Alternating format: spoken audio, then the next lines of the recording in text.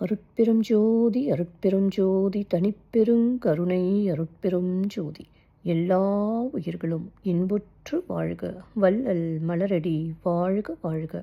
வாழ்க வளமுடன். ஆன்மநேய அன்பர்கள் அனைவருக்கும் என் அன்பான வணக்கத்தை தெரிவித்துக் கொள்கிறேன். இன்று நாம் அறத்துப்பாலில் 2வது அதிகாரமான வான் சிறப்பு என்ற அதிகாரத்தில் உள்ள 7வது குறளுக்கு சன்மார்க்க விளக்கம் காண்போம். குறள் எண் 17.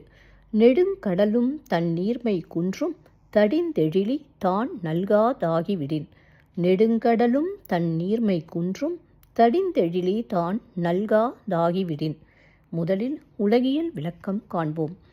மேகம் கடலிலிருந்து நீரை கொண்டு அதன் இடத்திலேயே பெய்யாமல் விடுமானால் பெரிய கடலும் தன் வளம் குன்றி போகும். இப்பொழுது சன்மார்க்க விளக்கத்தை காண்போம்.